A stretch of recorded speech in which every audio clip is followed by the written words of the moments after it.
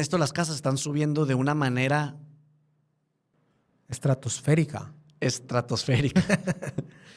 Pero la gente,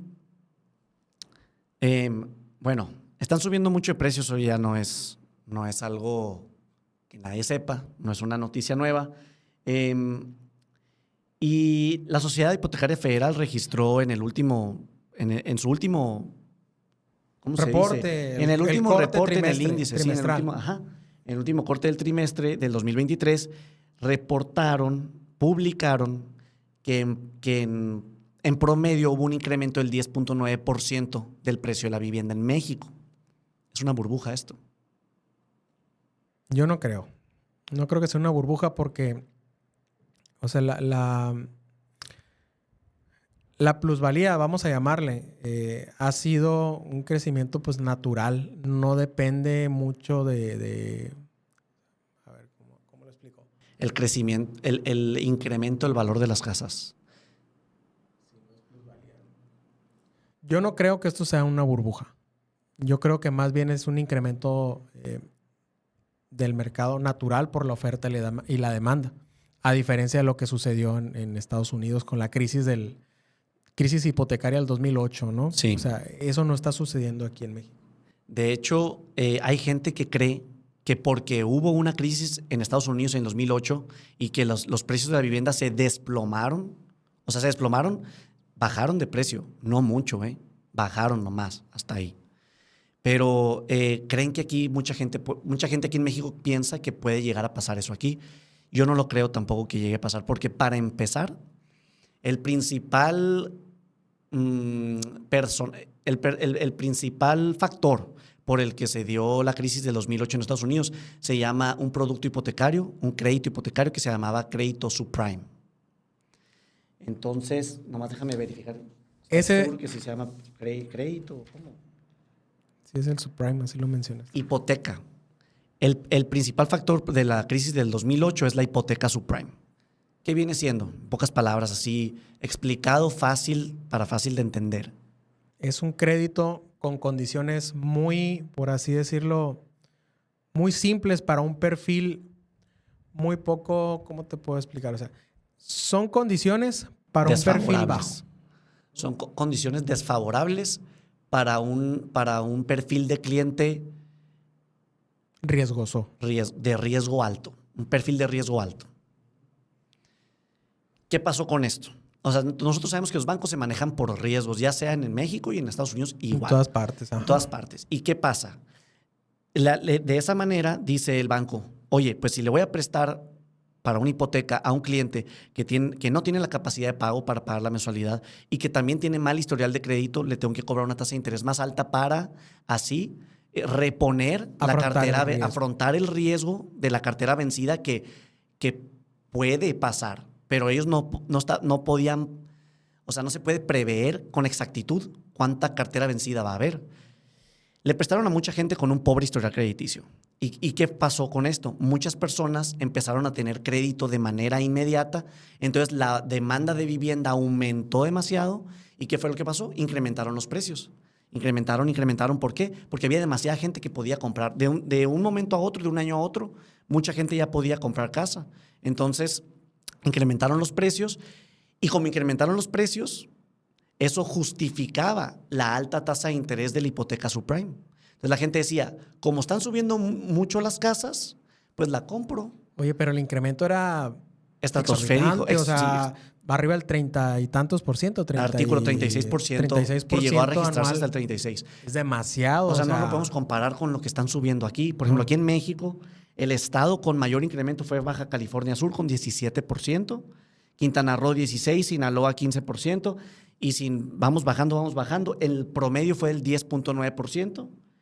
Que claro que hay estados que tuvieron mucho menos crecimiento, o sea, mucho menos incremento en el valor de la vivienda, que fue Puebla, Tlaxcala y México en último lugar.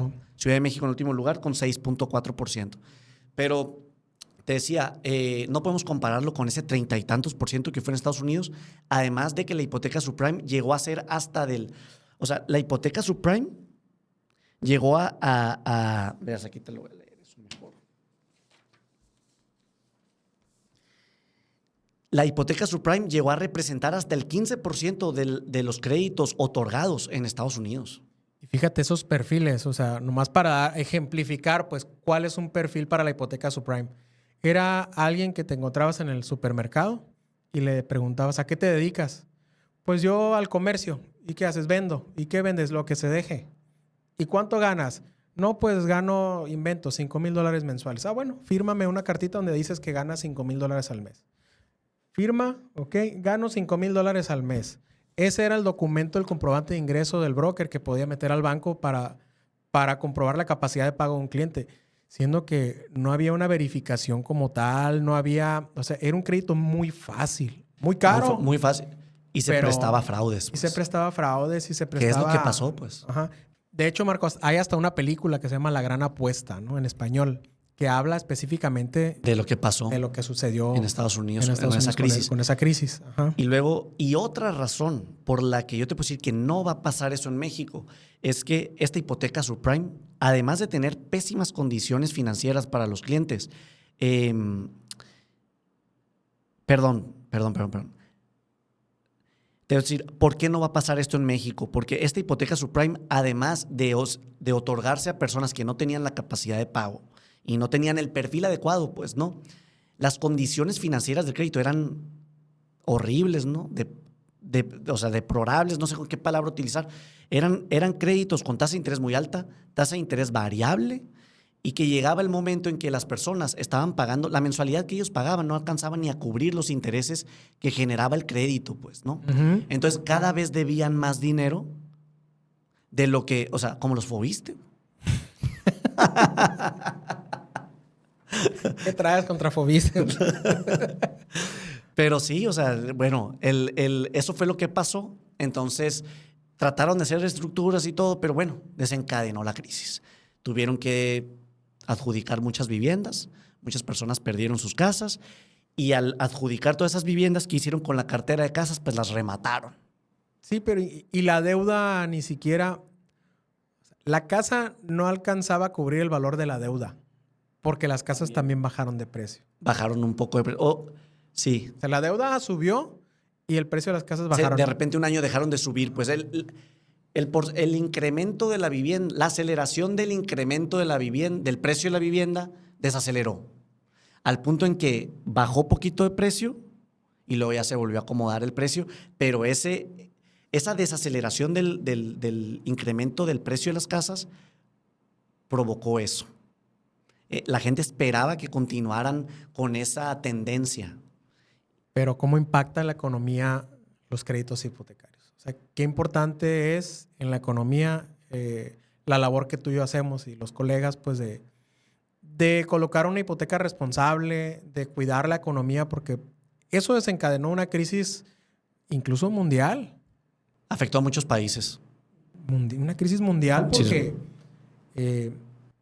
o sea, se desbalancea la economía de Estados Unidos y pues muchas economías dependemos de la economía de Estados Unidos y todo eso viene desencadenado por una mala colocación de créditos hipotecarios, podríamos decirlo. O sea, en ese año, en ese entonces. Ajá. Lo bueno es que nosotros vivimos en un país en donde se aprenden los errores fatales en cabeza ajena.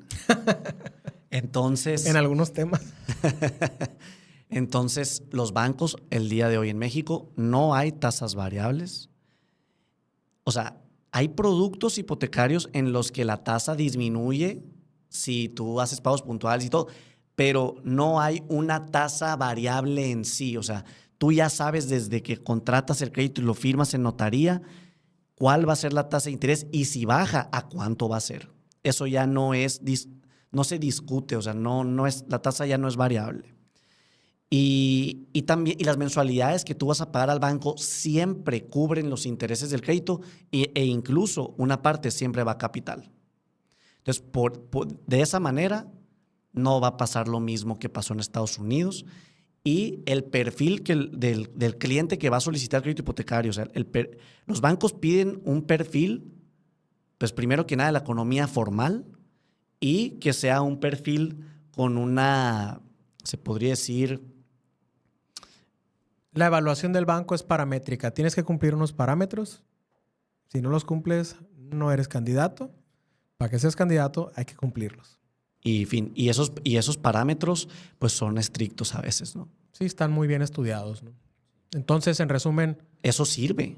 Eso nos sirve mucho y no nada más para colocar créditos, sino le sirve a la economía del país. Sí.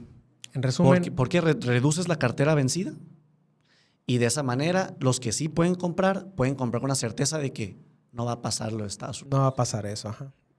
Esto no es una burbuja, Marco. Entonces... No es una burbuja. Coincido contigo.